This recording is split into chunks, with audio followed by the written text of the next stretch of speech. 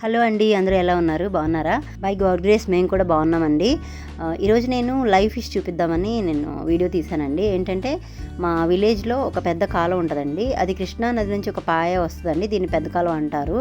ఈ కాలువలో కొన్ని సీజన్స్లో చేపలు పడుతూ ఉంటారండి. ఇప్పుడైతే ఒక 10 days నుంచి చేపలు పడుతున్నారండి ఈ కాలువలో.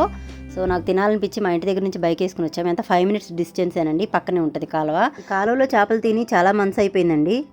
ఎందుకంటే చేపలు చేయడం రాదండి, చేయించుకోవడానికి చాలా దూరం వెళ్ళాలి. అందుకోసమని తీసుకోవడం చాలా తగ్గించామన్నమాట. ఇప్పుడు కష్టమైనా సరే చేపలు చేసుకొని తినాలని ఫిక్స్ అయిపోయామండి.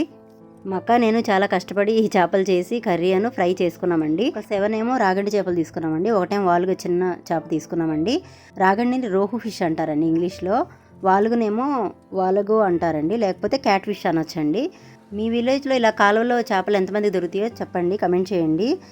చెరువులో చేపలు మందులు వేసి పెంచుతారంట కదా, నాకైతే తెలియదండి. అవి తినే కంటే ఇలా లైవ్ ఫిష్ కాలువలో దొరికే చేపలు తింటే హెల్త్ కూడా మంచిదండి. చేపలు తినడం వల్ల మన బాడీ చాలా మంచిదండి. చాలా హెల్త్ బెనిఫిట్స్ ఉన్నాయి. ఏంటంటే omega-3 ఫ్యాటీ యాసిడ్స్ ఉంటాయి ఇందులో, వైటమిన్ డి ఉంటుంది, B12 మినరల్స్, అయోడిన్, సెలీనియం ఇవన్నీ బాగా ఎక్కువగా ఉంటాయండి. తర్వాత brain, heart, skin, muscle and hair హెల్త్కి చాలా మంచిదండి. నా ఫ్రెండ్స్, రిలేటివ్స్ అండ్ నా యూట్యూబ్ ఛానల్ చూసే వాళ్ళకి తెలుసండి నేను సీ ఫుడ్ అంటే చాలా ఇష్టపడతానని. ఈ చేపలు శుభ్రంగా క్లీన్ చేసుకోవడం, ఇవంతా వండుకోవటం, ఇవన్నీ అమ్మ నాన్న దగ్గర నుంచే నేర్చుకున్నానండి. అమ్మ నాన్న దగ్గర నుంచి స్పెషల్గా చెప్పాలంటే అక్క వాళ్ళు నేర్చుకున్నారు, అక్క వాళ్ళ దగ్గర నుంచి నేను నేర్చుకున్నానండి. చేపల కర్రీ టేస్ట్గా రావాలంటే ఫస్ట్ చేపలు శుభ్రంగా క్లీన్ చేసుకోవాలండి. ఉప్పు పసుపు వేసి శుభ్రంగా కడుక్కొని కొంచెం లెమన్ వేసుకొని మనం పక్కన పెట్టుకుని కర్రీ వండుకోవాలండి. చాలా టేస్ట్గా వస్తుంది. ఫ్రై అయితే నా ఛానల్లో, యూట్యూబ్ ఛానల్లో ఉంది, చెక్అవుట్ చేయండి. తర్వాత కర్రీ నేను తర్వాత వివరంగా చూపిస్తానండి, ఇప్పుడు టైం లేక పెట్టలేదు.